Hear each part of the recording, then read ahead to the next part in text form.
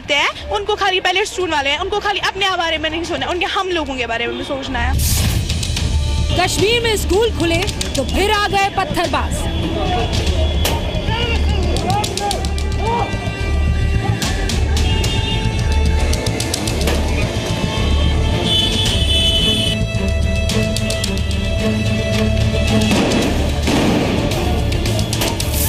आज पहली बार ये मेन लाल चौक में ये झड़प देखने को मिल रही है। चारों तरफ से पुलिस है, ये देखिए किस कदर पत्थरबाजी हो रही है और दूसरी तरफ से टीयर गैस शेलिंग की आवाज़ भी सुनाई दी जा रही है। हाथ में पाकिस्तान का झंडा और बैग में पत्थर।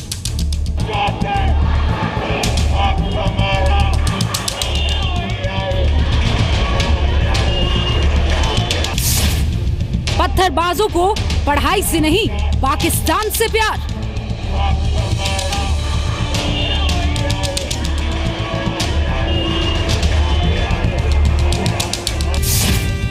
पत्थरबाजों को कौन पिला रहा है प्रोटीन?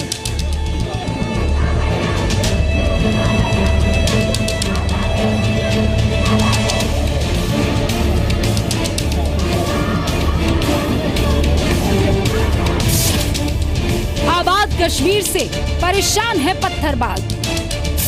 जो पथराव करते हैं उनको खाली पहले स्टूडेंट वाले हैं, उनको खाली अपने बारे में नहीं सोचना, उनके हम लोगों के बारे में भी सोचना है।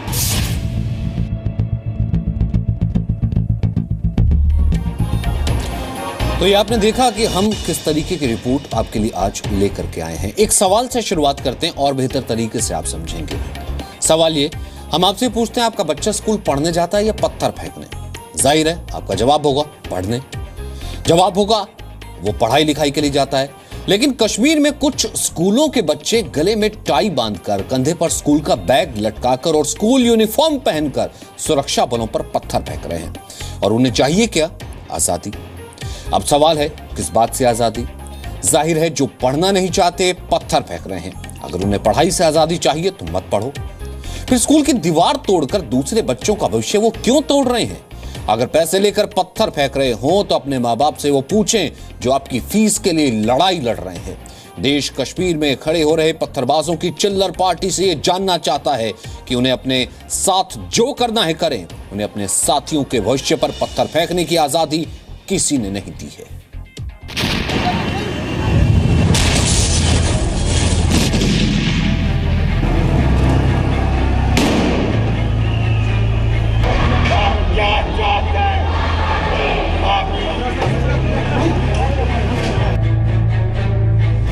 आज से एक हफ्ते पहले 17 अप्रैल को पथराव के बीच जम्मू कश्मीर के श्रीनगर में स्कूल बंद हुए और एक हफ्ते बाद ही पथराव के साथ खुले भी।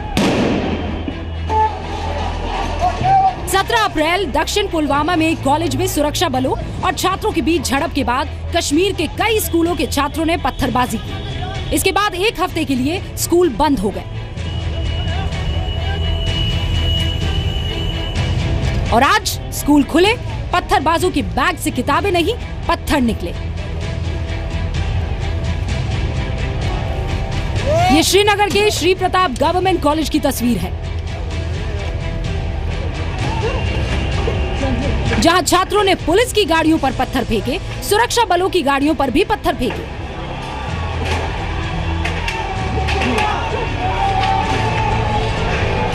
श्री प्रताप कॉलेज, जो कि श्रीनगर में एसपी कॉलेज के नाम से मशहूर है, वो लाल चौक के पास मौलाना आजाद रोड पर मौजूद है, जहां से पत्थरबाजों का मूवमेंट आगे बढ़ा।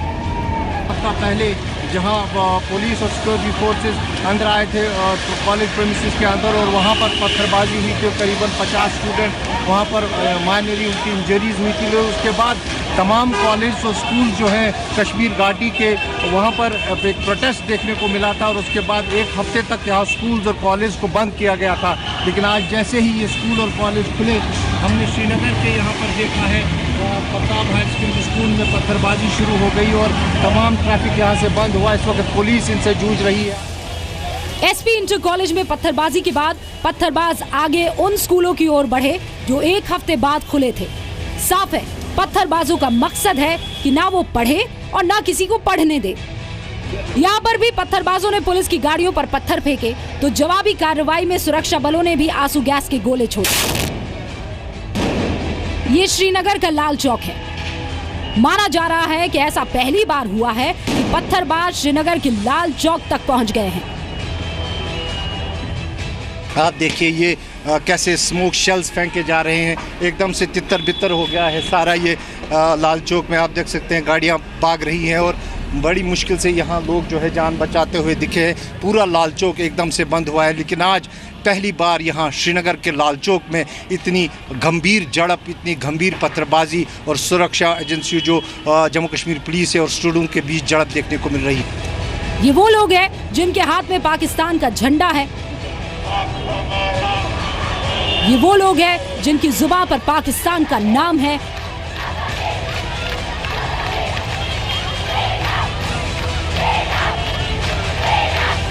ये वो लोग हैं जो हमारे सुरक्षा बलों पर पत्थर चलाते हैं और चाहते हैं बदले में उन पर फूल बरसे। आखिर कौन है जो इन पत्थरबाजों को प्रोटीन पिला रहा है? क्या ये कश्मीर में दहशत फैलाने का नया गैंग है? हाँ, ये कश्मीर में पत्थरबाजों का चिल्लर गैंग है। श्रीनगर से उमर खालिद के साथ ब्यूरो रिपोर्ट, जी मीडिया, दिल्ली। पत्थरबाजों के समर्थन में आज श्रीनगर में जो हुआ वो पहले कभी नहीं हुआ। एक सरकारी कॉलेज की लड़कियां चेहरे को नकाब से ढककर सड़कों पर उतरी, नारे लगाए, वी वांट फ्रीडम। लेकिन उन्हीं के बीच में से एक आवाज ऐसी चाहिए जिसने अपना चेहरा नहीं ढका था और साफ साफ कहा कि ये कुछ लोगों की करतूत है और इसी करतूत के कारण कश्मीर पिछड़ रहा है।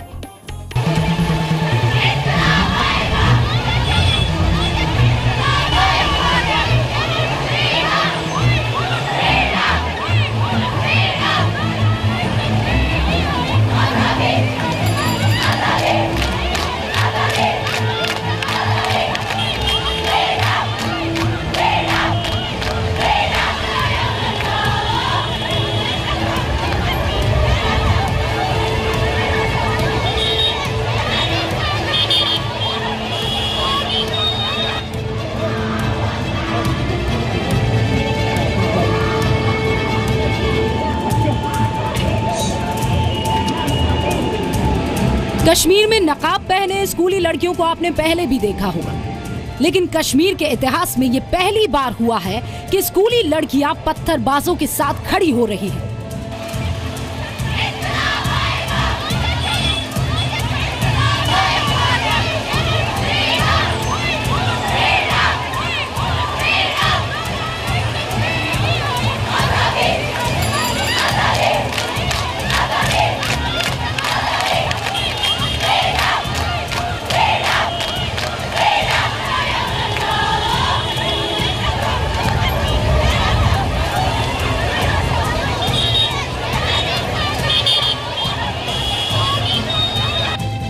लेकिन इसी विरोध के बीच एक तस्वीर और देखिए। ये श्रीनगर के कोठी बाग इलाके का government girls higher secondary institute है। एक हफ्ते बाद स्कूल खुला तो इंस्टीट्यूट की लड़कियों ने इसका स्वागत किया।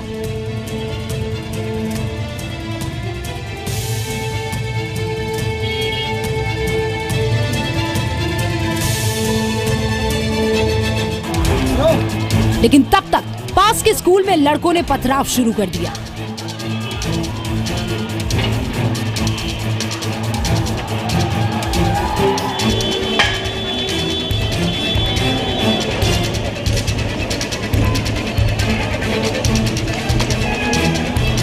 पथराव करने वाले लड़कों के समर्थन में लड़कियां भी सड़कों पर उतर आई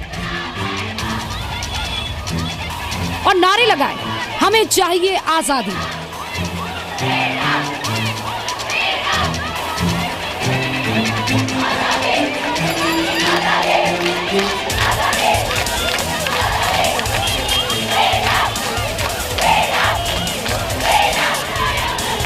लेकिन क्या पत्थर फेंकना और स्कूल बंद कराना ही आजादी है?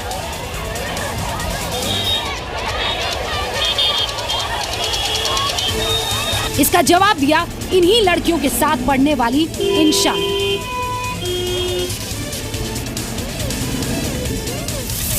बंद करना ही नहीं था, क्योंकि मतलब इसकी वजह से बच्चों को ही प्रॉब्लम होनी चाहिए। ये नहीं कि मतलब हमें पता है कि अब तक इन लोगों ने बहुत ज़्यादा जंग वंग किए, उससे हमें क्या फ़ायदा है। फर्स्ट ऑफ ऑल बच्चों की तालीम ख़राब हो गई, हमारे घर का, यहाँ तक कि घर वालों के मतलब आधे घर वाले ऐसे थे पेरेंट्स जिनको अपने बच्चे खाने के लिए कुछ नहीं था, वो फ़ी के लिए क्या करेंगे। हमें ये चाहिए कि हमें कभी भी ऐसा कुछ कदम नहीं उठाना चाहिए जिसकी वजह से मतलब वो ऐसा कुछ हो जाए, ताकि हमारा मुस्तकबिल सारा कुछ ख़राब हो जाए।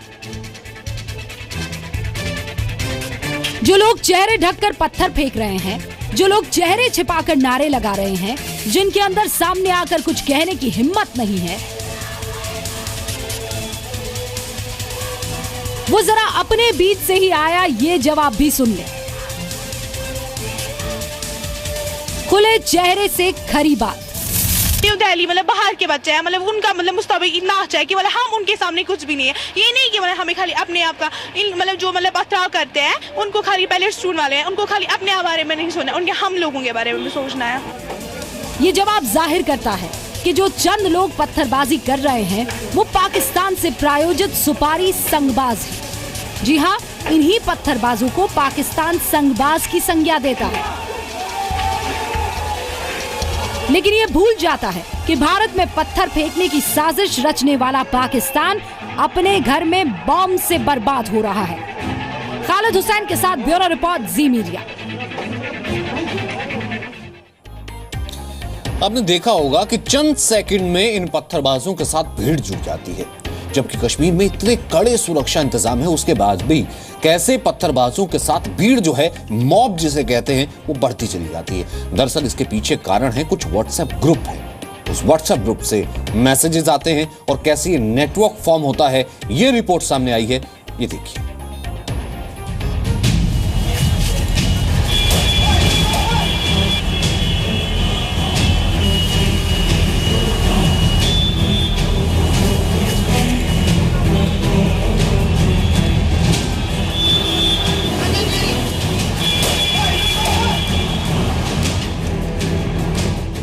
पत्थरबाजों के सामने खड़ी फौज और एक ही जगह पर कई इलाकों के पत्थरबाज। ये सवाल सबके सामने है कि आखिर कैसे कुछ ही देर में सुरक्षा बलों को चकमा देकर इकट्ठा हो जाते हैं ये सैकड़ों पत्थरबाज।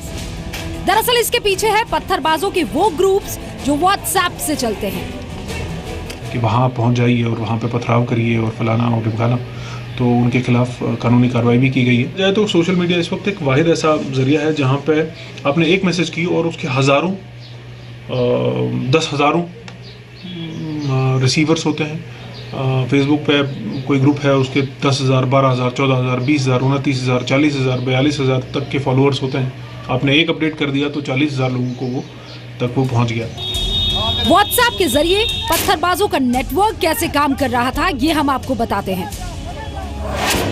करीब 300 व्हाट्सएप ग्रुप्स के जरिए पत्थरबाजों को सुरक्षा बलों के ऑपरेशंस के बारे में जानकारी दी जाती थी और इसी के जरिए उन्हें एक जगह पर इकट्ठा कराया जाता था। 300 व्हाट्सएप ग्रुप्स में से प्रत्येक में करीब 250 सदस्य होते थे। इन व्हाट्सएप ग्रुप्स के जरिए मुठभेड़ की जगह पर पत्थरबाजों की भीड़ जुटाई जाती थी। मकसद होता था सुरक्षा बलों के ऑपरेशन में बाधा पहुंचाना। या मिलेगा, श्योरली मिलेगा फ़ायदा, क्योंकि उसमें जो 300 ग्रुप्स थे जो कि एक्टिव हैं, ज़्यादातर लॉ एंड ऑर्डर को इंसाइट करते हैं, उनको रोकने से फ़ायदा होगा।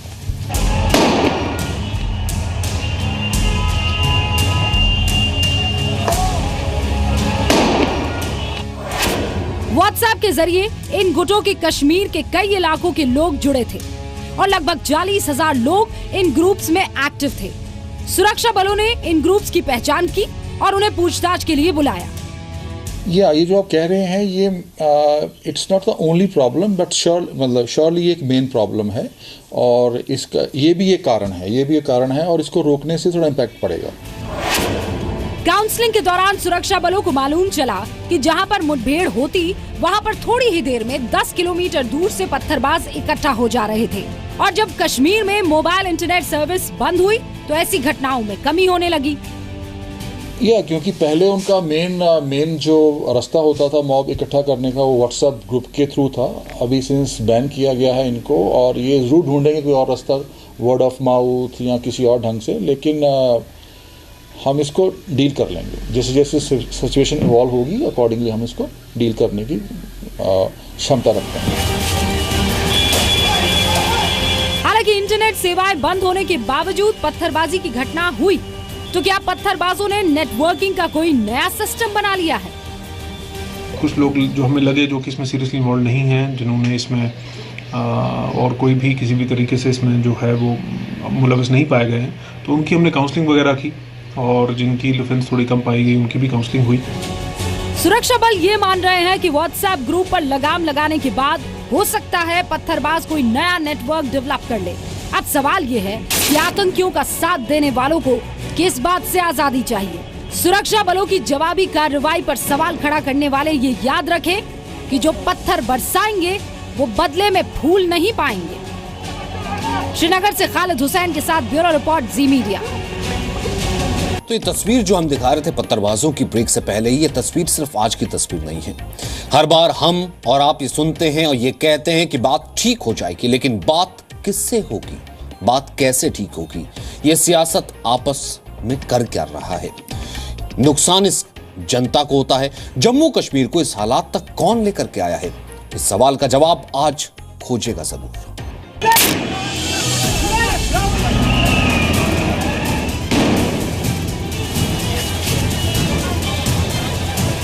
कश्मीर के हालात को देख रहे हर शख्स के सामने आज सवाल ये है कि जम्मू कश्मीर की जो सरकार चंद पत्थरबाजों से निपट नहीं पा रही है, वो पाकिस्तान से आए आतंकियों से क्या निपटेगी?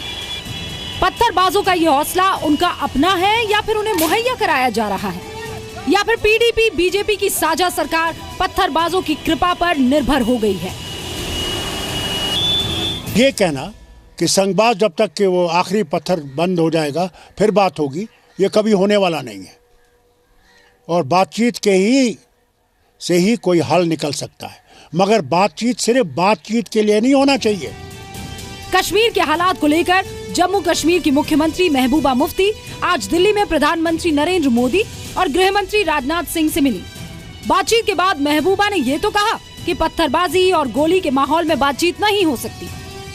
मैं आपको इतना ही बताना चाहती हूँ कि अगले 2-3 महीने में आप जम्मू कश्मीर के हालात को बिल्कुल बदला हुआ पाएंगे। देश चाहता है कि जम्मू कश्मीर में हालात सुधरे, लेकिन उन महबूबा मुफ्ती के दावों पर यकीन कैसे करें जो अलगाववादियों और पाकिस्तान से बात करने की हिमायती हैं? तो सवाल ये कि क्या इन छात्रों के आगे सियासत ढाल बन के खड़ी है, और जो आजादी ये छात्र मांग रहे हैं दरअसल इसी मौका पर सियासी दाव से आजादी है? अगर हाँ, तो इससे आजादी मिलनी चाहिए। श्रीनगर से खालिद हुसैन के साथ ब्यूरो रिपोर्ट जी मीडिया।